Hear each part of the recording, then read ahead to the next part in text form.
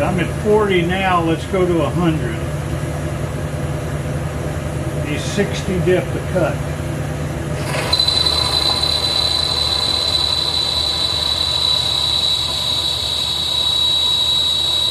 Hi folks, welcome back. Sorry I've been making very many videos lately. Been really hot down here. Even my little dog is taking advantage of her air conditioner vent I made for her. Oh, you could take that out there. There you go. Rosie and her air conditioner vent. But I'm back here in the shop. Been busy as all get out doing everything else under the sun. But I'm trying to get a few things done. And one of the things I need to do right now, well, let me switch around and I'll show you. Well, here's the bed of the Rockford planer. I got the rails up here. Kind of run into a little bit of an issue. Even though I have tons and tons and tons of hold down clamps and brackets and fixtures. That's not fixtures. You know, sometimes you need something different. So I'm going to have to make up something. These are the rails.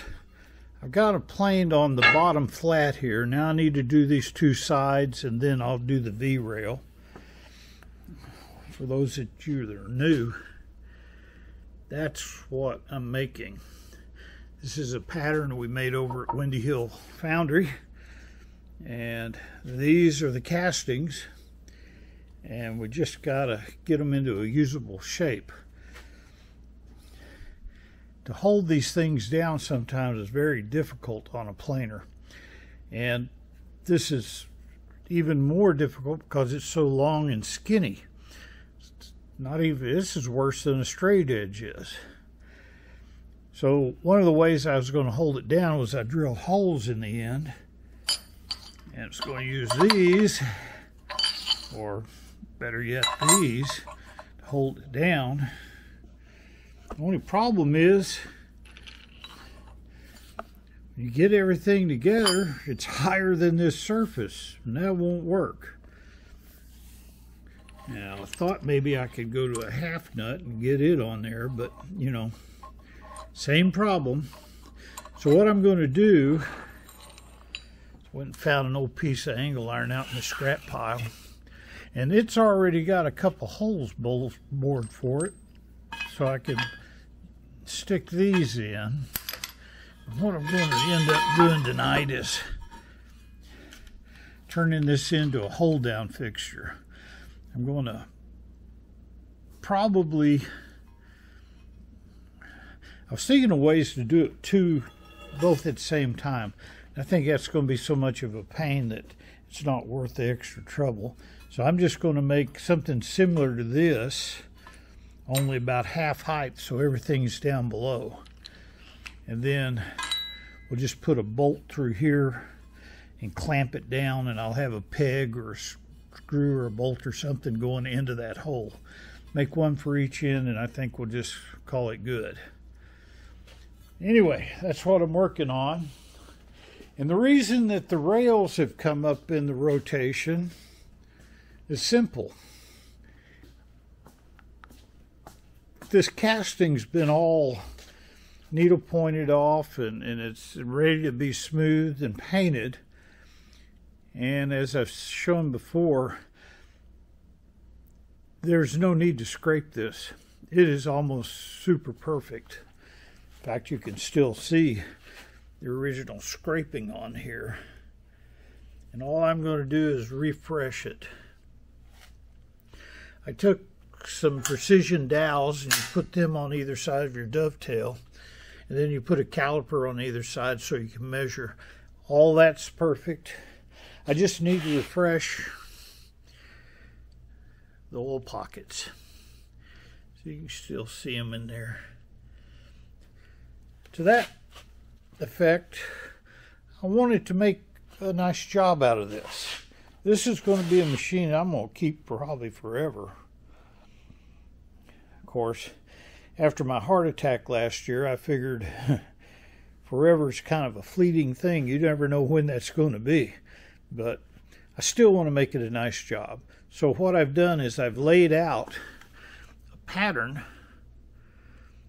for me to use this flaker right here. This is a Bi-X flaker. Here's a hand scraper on the right. This is a flaker. But being how I want to make sure it's a good job, I want to practice some. I got the head over here. The knees all set up and ready to go. Got the paint for it. Somebody turned me on to icing as a very nice finish for a casting. So I got to put it on there. That's all ready. I need to get this thing back in shape. I just got so much stuff going on. Anyway, I need to practice. Doesn't that look nice?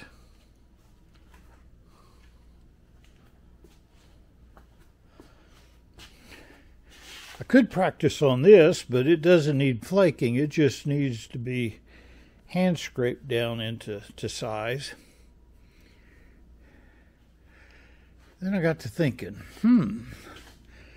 these rails on the side could be flaked and give me a lot of practice, and I'd be killing two birds with one stone. So that's what I'm doing. I'm going to kill two birds with one stone. So stick around. Let me get set up and we'll start doing something. Well, as you might tell from the intro screen, things didn't turn out the way I thought they would today. In fact, I nearly averted a disaster. I don't like clickbaits, but this was a true problem, and thankfully I caught it in time. Show you some lathe work and all other stuff that it took to get back to where we needed to be. One question. Do you guys answer me when I answer you? I've had about 10 different people the last 3 or 4 months that ask me questions and I answer and nothing. A few of them wanted some chip problems and just chirping. So I don't know if you're getting the responses or what, but if you ask me a question, I usually answer. What else do you want to know today? Just stay tuned, and I hope you enjoy it. This is that piece of 2" by 1/4 angle iron that I'm going to turn into some hold-down brackets. But it's kind of rusty. I think these came from some old concrete forms I made years ago. And got a little bit of concrete on it. So I'm going to cut this, so I'm going to just hit it with this, get some of this junk off of it.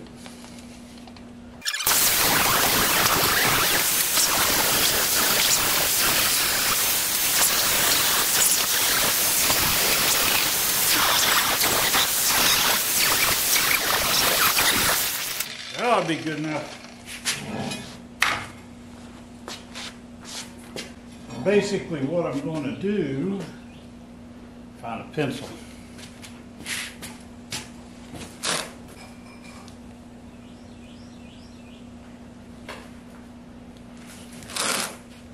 What I need to do is get some of these boxes out of the way. While this is cutting, we'll do that.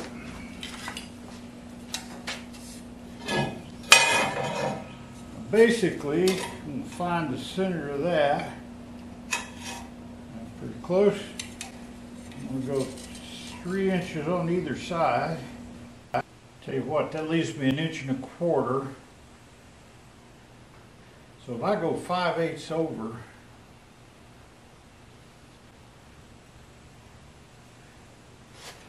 three and 5/8 on each side. 1, 2, 3. And I really don't need them. Well, you can't see up there. Let me cut this off.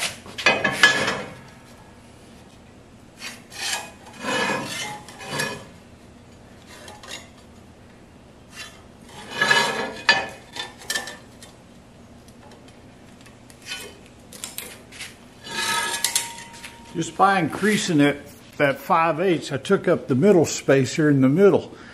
One cut. Don't have to do it 2 or 3 times.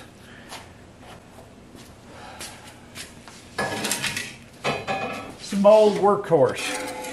It's a jet that I've had probably 12, 14 years now. Cuts all kinds of stuff, as you can see. Turn it on, walk away and do other things.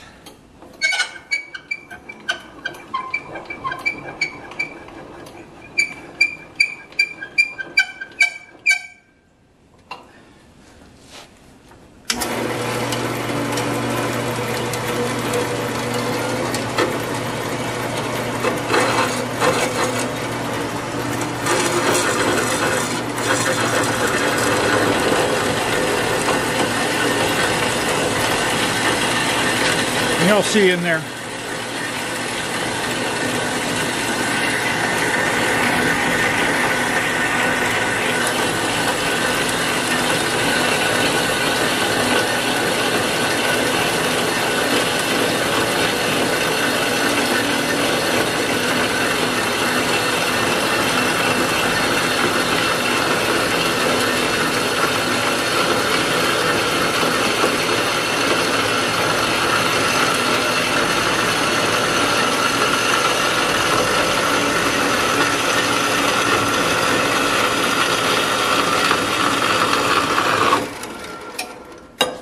Turns out, I never threw away little pieces like this because these are handy. Then you end up with little pieces everywhere.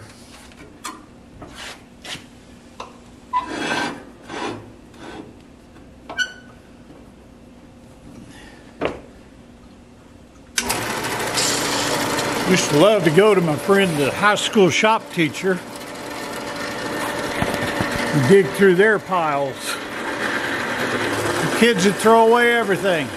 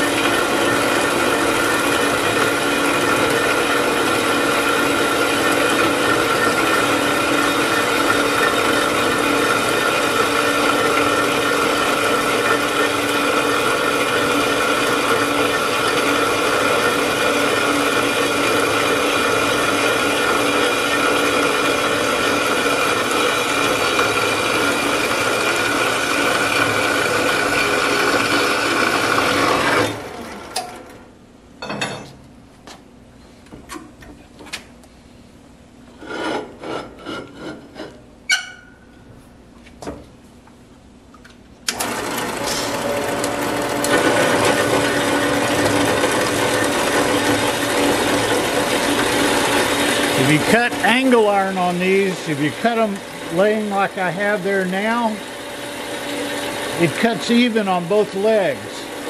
If you put it up where one leg is sticking up, it cuts real fast going down that leg and then has to cut a 2-inch wide piece of metal on the bottom. This way I find it cuts much straighter.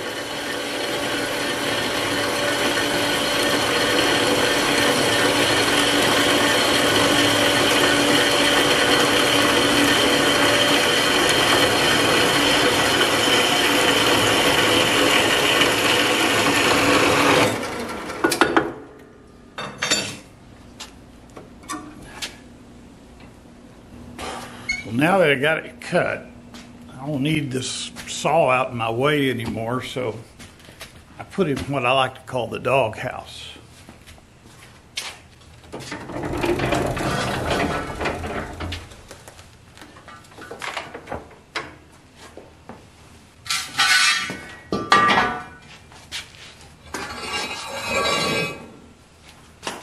Ta-da!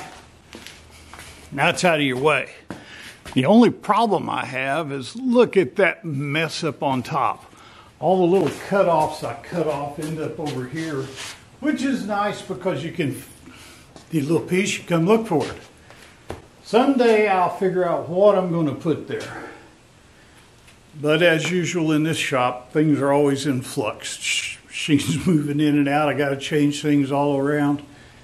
I, at one point, thought that I was going to expand this room here and then put a door into the planer area. That door right there goes inside where the planer and all the other stuff is. This is the dirty side of the shop. That room I keep always at 70 degrees. Out here, only when I'm needing it, I'll turn on the air conditioner heater. I gotta find some place to work, and I need my welding table, so if y'all don't mind, I'm gonna take a second to open up some of these boxes and get them out of the way. Don gave me a 50-gallon gas or diesel storage tank a couple years ago. My wife really likes it because she can fill up the lawnmower or scooter real quick from it, but it's having a hard time pumping. We're getting older, so I bought her a gasoline electric one for that 7 gallons a minute, something like that. I just got to find time to put it up. Today isn't your day. Regular hose, clamp, and fuse. Do this sometime. Luckily, I can still pick up and pump out of it. I'm strong enough. But we're getting older, and she's having a hard time with it. So anything to make her life a little bit easier, other than getting rid of my shop.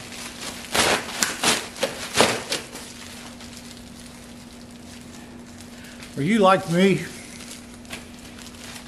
Don't know what you would do if you didn't have a workshop? I mean, the silly little things that come up, like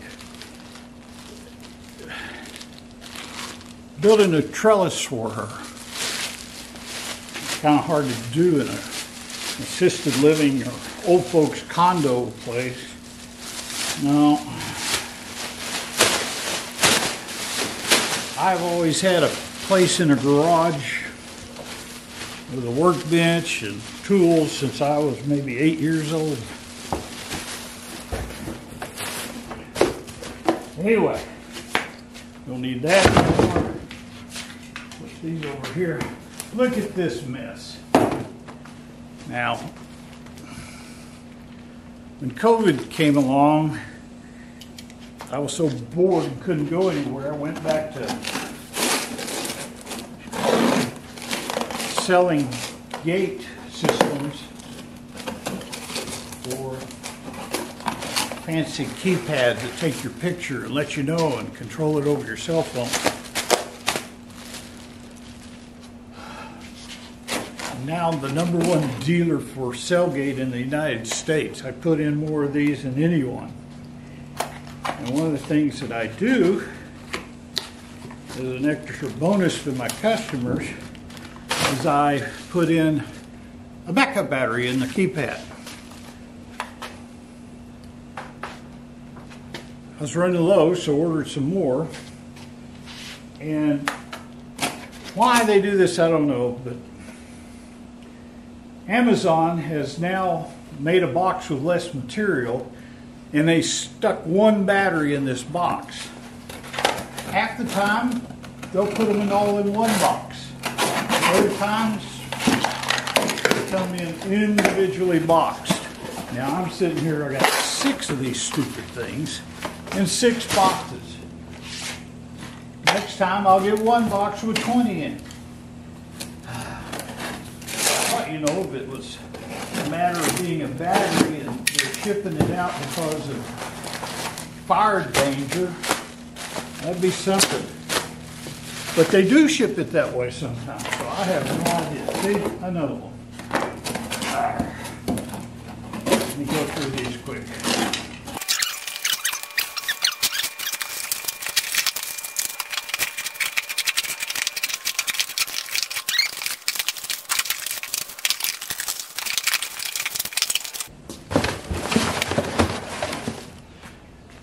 Made a lot of waste for nothing. All right, this will help.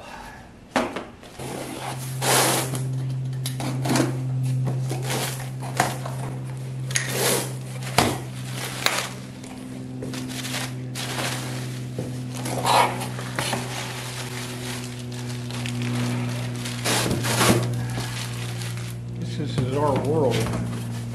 This is a gallon of Mr. Cooler. It's in a bag. They tape the lid shut. It's got a seal around it. That's okay. I didn't have to go get it. This is a Cool Mist Formula 77. Specifically for mist spray or flood. I'm going to use this on the 14-inch grinder, and I should have a tank. Yeah, here it is.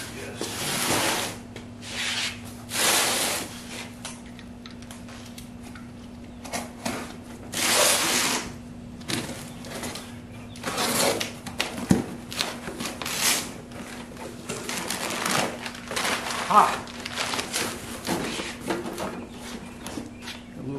Baby bottle. Instructions, we don't need those. And a 1 gallon Cool Mist.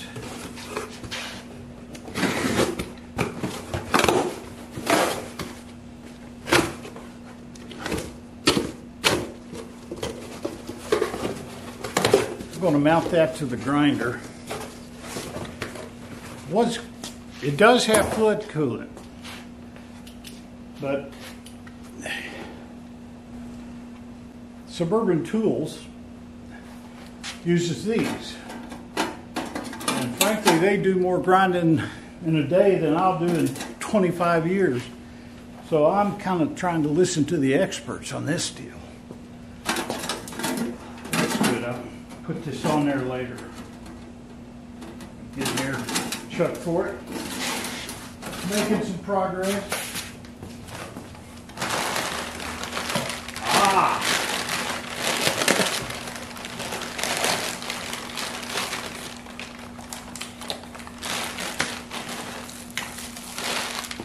More parts for the wife's pump. Bought her a swivel nozzle so she could be just like a regular gas station. And I bought a fuel filter for it so that we keep all the junk in that tank from going into her mule. I did a kind of a spoof video on her mule a couple years ago. I don't know if you ever watch him, but Musty One runs a great channel. Probably the world's best small engine and VW fixing person there is. So I watch him every Sunday. And her mule was acting up, so I used the things that I learned from him to check it out. And Musty even saw it and said I did a good job. I got another video that you guys may like.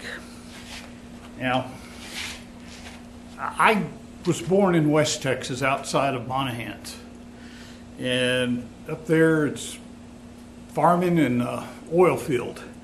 My dad had a construction company for road graders and bulldozers and fabrication and dealt with the oil field. So we had roustabouts and everything, and I kind of grew up around it. Well, about 74, I moved to Houston and went other ways. But I've always had a soft spot in my heart for oil field people. I found a channel the other day that I'm not quite sure how I take it yet. There's a guy, it's up in, I think north of Wichita Falls, kind of straddles the border between Oklahoma and Texas. And I'll leave a description to his channel here. And he reminds me of somebody that gets things done. He's like the third or fourth generation in the oil field, and he's up there in a shop making do with what he has. And I admire that. Some of the things I kind of cringe at, but he gets it done. Great fun. So go check out his channel. I can't remember what it is right now. I'll put a link to it here. Anyway, got one more. West Virginia. I don't know where this is.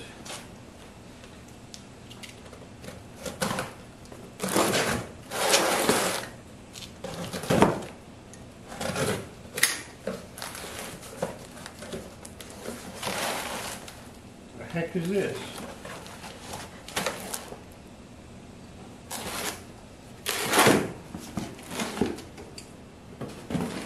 Somebody has made a box.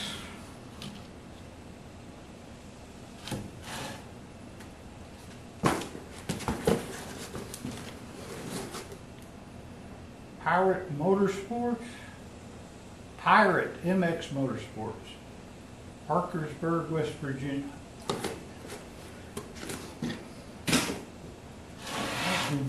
Motorsports. Shall we open it? We'll find a drill and we will.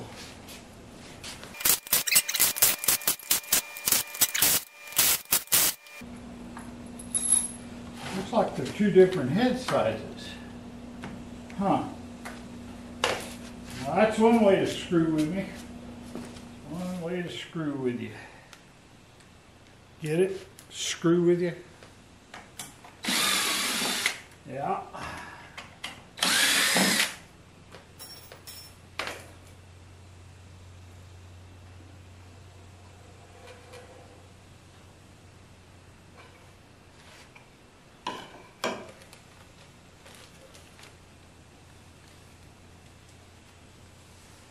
I believe that I've packaged this tool good enough to make it there in one piece. John. John who?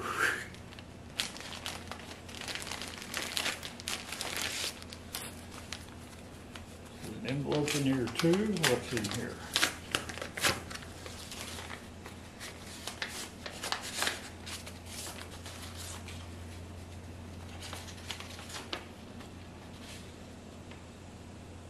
Oh crap, I know who this is. John DeBruler. D-E-B-R-U-L-A-R. DeBruler? Sorry if I mispronounced that.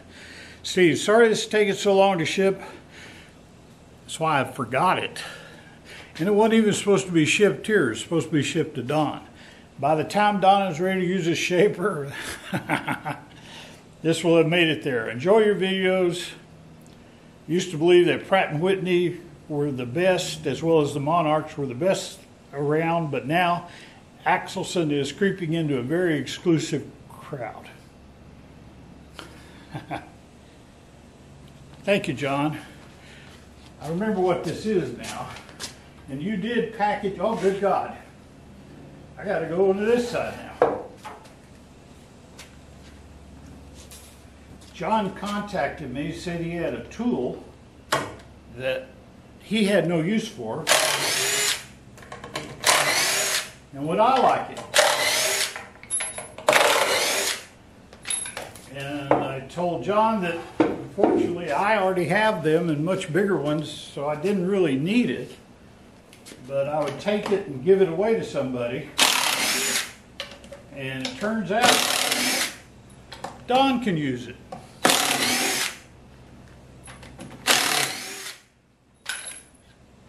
If he ever quits building new shops and starts working on his machines. Of course, he beats the heck out of me anyway, so I ain't going to. I'm having to deconstruct this whole box to get this thing.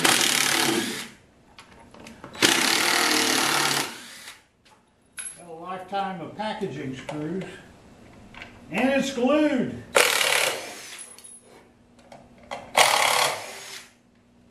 Took him half a day to build this. Using 2 different size screws is sneaky.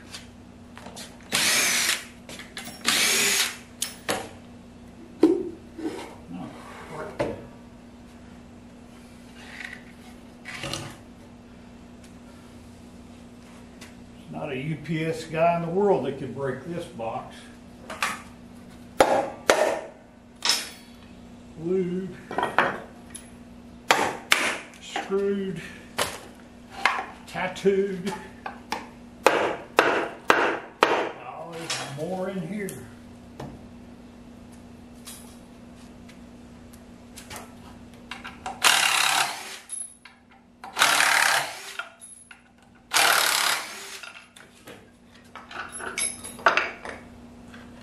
There we go.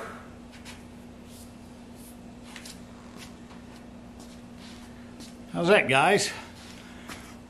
Little gooseneck shaper tool. Got a bit in it. I better take that out. Don could hurt himself with that. Well, thank you, John. I'll get this over to Don.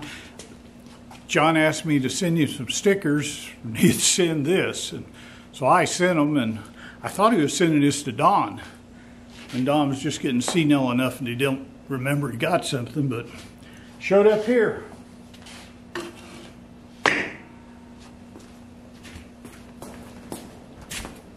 Of course, this is the size I use.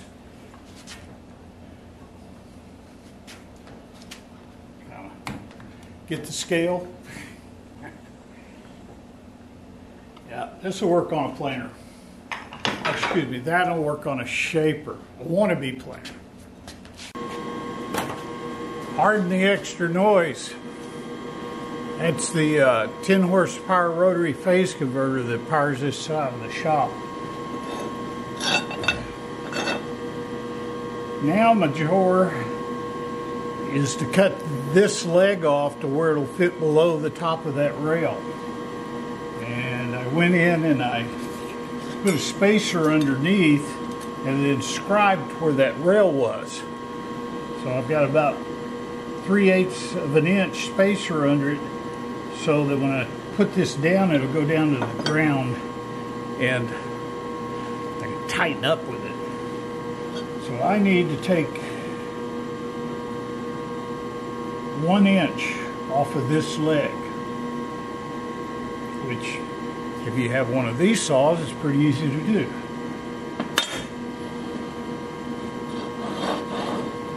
What we're going to do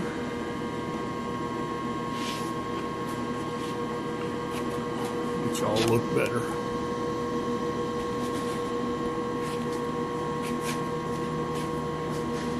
This is my do-all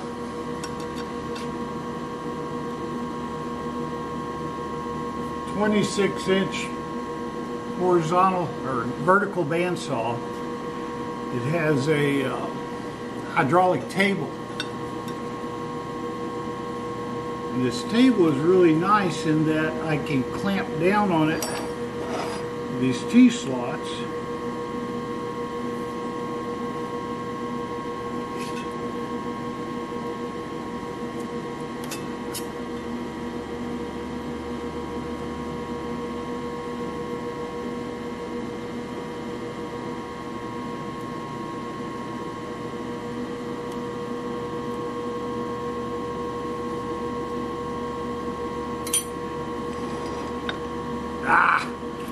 It's doing so good.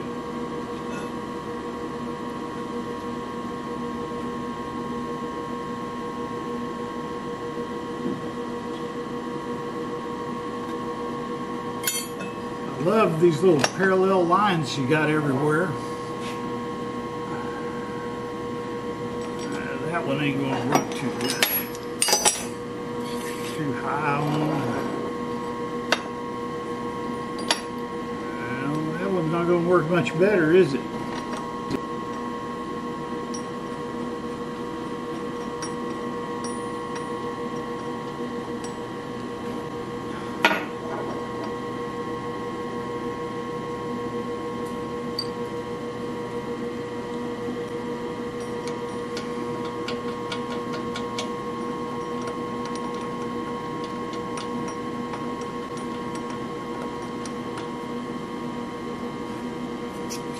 Make sure it didn't move it. Did not.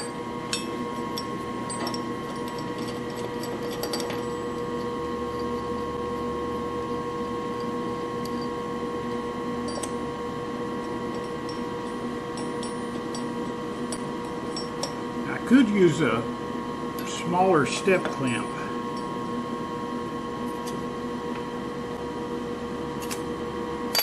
But it's not really necessary. What you want to do is you don't want this to be at an exaggerated angle like that.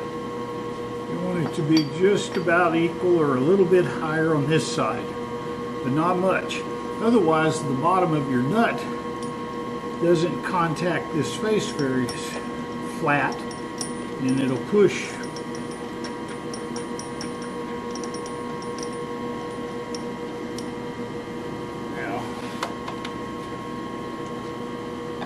Reach over and grab one of these, but this is out of the way.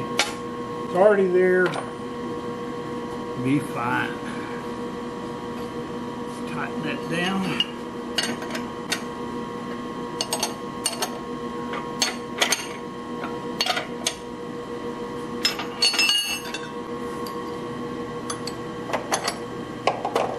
Start it up.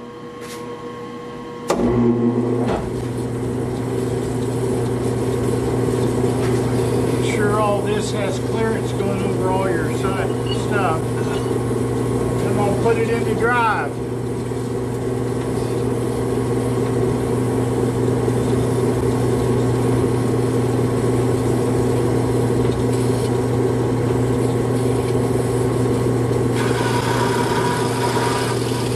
Before I go too far, I got this one really close. Put it over some.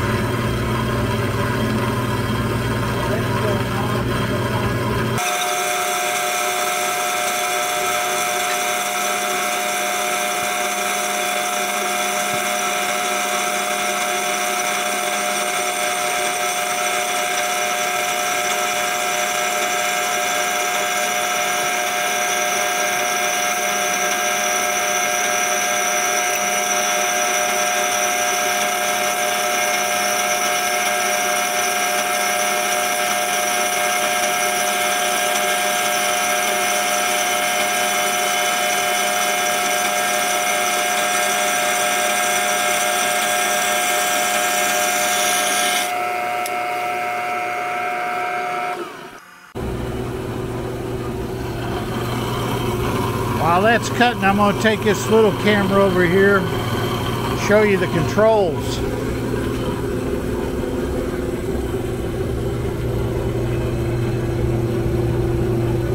There's your drive start. Got a foot switch I can change over to manual or contour.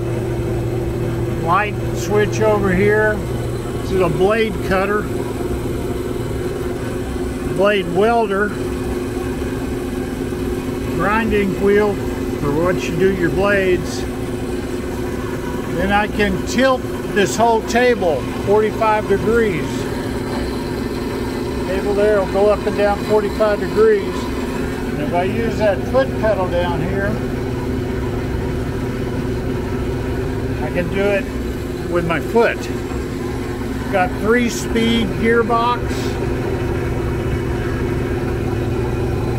Go faster or slower during those speeds.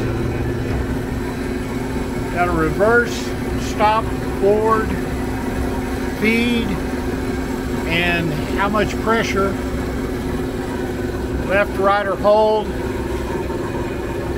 There's my speed indicator right there. I'm in low gear right now, so that's on this bottom dial. I'm running at about 120 feet per minute. I love this thing. Tells me all the different stuff that I can cut, what blades to use, everything. You just turn it around. Carbon steel, glass, ceramic, slate, marble, and meteorites. I gotta go at 5,500 feet per minute for meteorites. Full flood. Don't have a meteorite to cut. And there's the tension on the blade right there. How we doing? Almost through.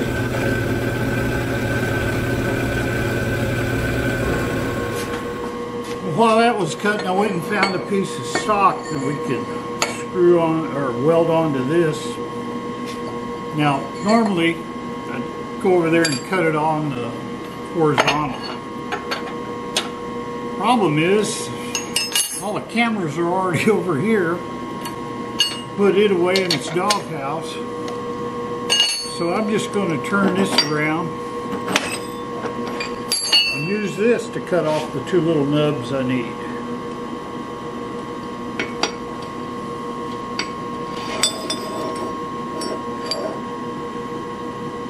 I'll tell you what. Do it this way.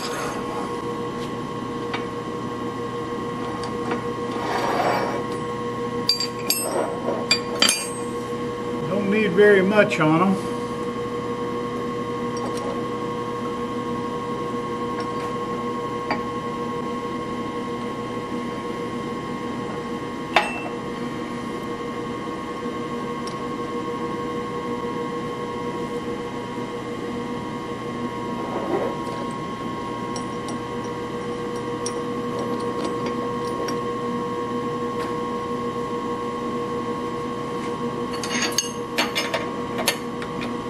Thing's kind of versatile. Sometimes I'll put it in a V block and do it that way, but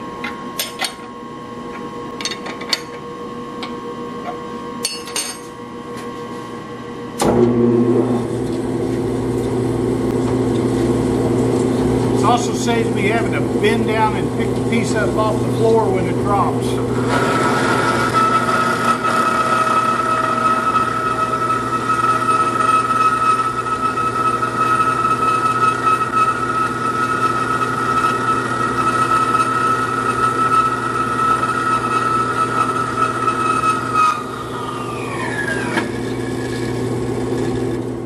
Got the thing stood up over here on the welding table, and I need to weld that little nub on there. Like I said, I could put two on these and try to do both of them together. The problem is that one hole. I'm afraid that the force would be unequal if I did like this, and would cause this to tilt on the table. And I'm only doing two of them, and this is a one-off, so I'm not going to go to a lot of trouble to make something that saves me a little bit of time, but may induce a lot more problems as I go.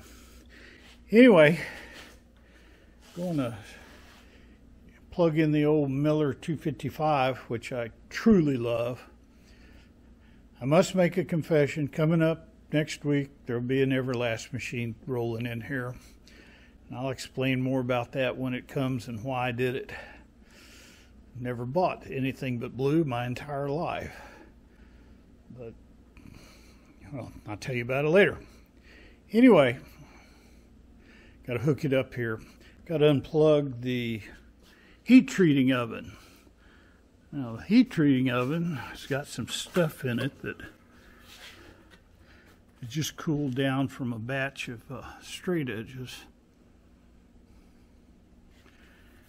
And the reason the straight edges are in there is because I have some blanks for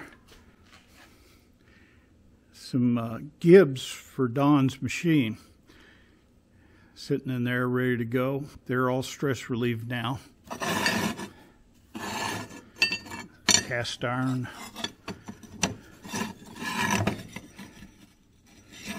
They're through. Straight edges are a kind of a funny story. Richard King has had 7 classes here at my shop over the years, and you know, with COVID and everything, and I'm getting older, we just don't have them anymore. These are some of the straight edges that he left with me that I would plane and send to customers for him. I've got like 5 left, and the cost to just send these all back to Richard is astronomical. So what I was thinking of doing was making a special deal. Now, this is a 24-inch, and then the 3 in there are 36 inchers. And what I was thinking of doing is stress relieving them and planing them and selling them to you guys at a pretty dadgum good cost, like $380 for this one. Planed, machined, and ready to go. I'll stress relieve it another time before it's final planed. Anyway, if anybody's interested, give me a shout out. Let's get this unplugged, plug in this, and go to town.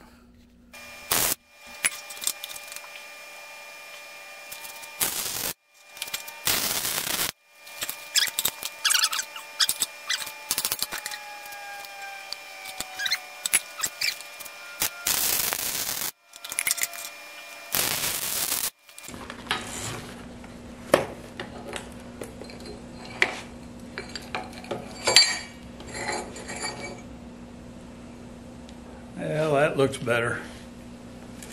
Let's see if they fit. Hot, hot, hot, hot, damn it, hot.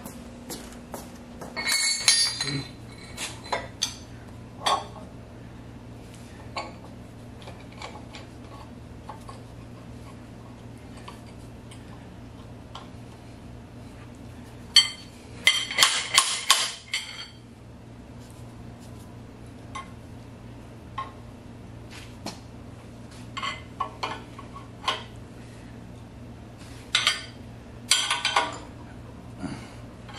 Now I made this lower here because as I skim this side off, and I don't know how much, it's kind of bowed, I'll have to take it off and flip it over, and I'll need it more clearance on the other side because I cut this down some.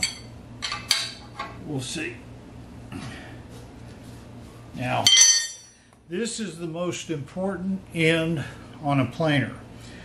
This is where all the force is transmitted by that tool coming down. It'll throw it off across the room if you're not careful. This right here, you would think would be enough, but I know from experience it's not. So what I'm going to do is I'm going to put another backup here, just for another point of restraint. I don't want it to fail. So let's shim it up.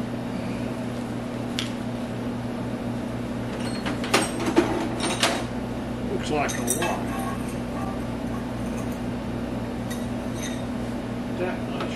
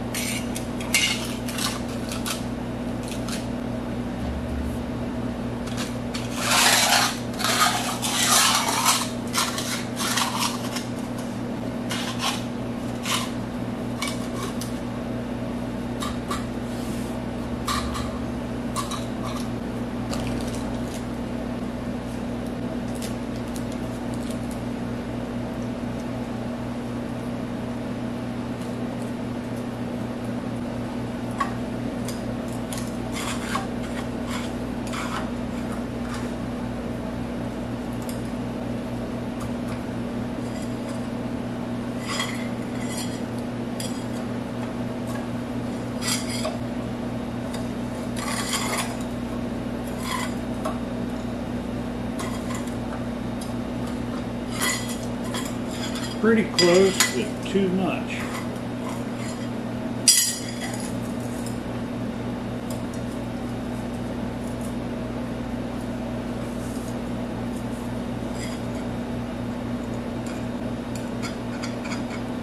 Take the grind of this sauce.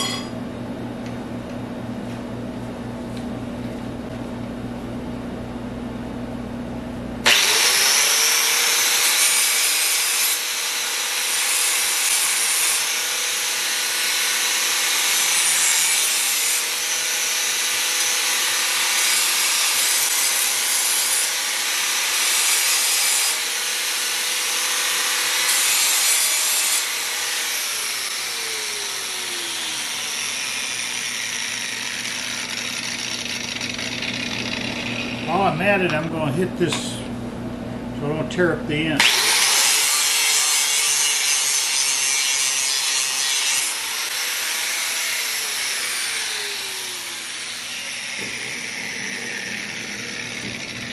You can do the other end too, but it's under the tool.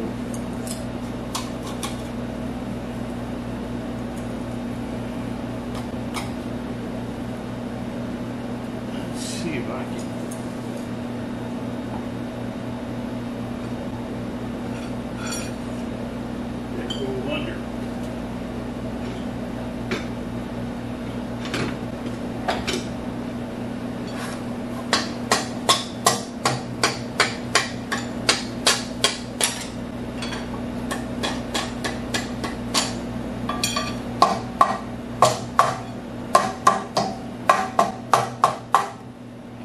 See what happens there.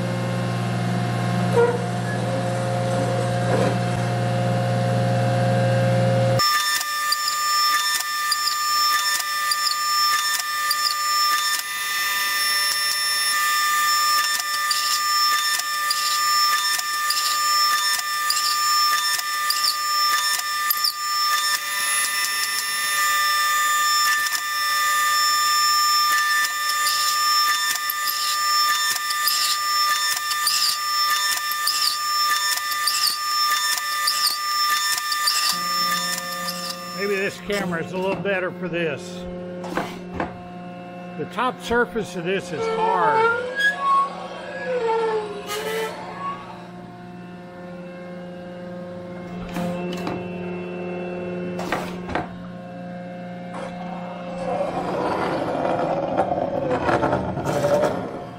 Trying to get underneath it without throwing it off the table.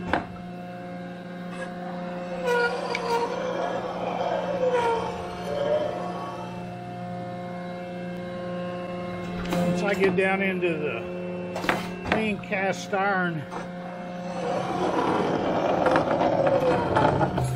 Whoa, shit. See what happened?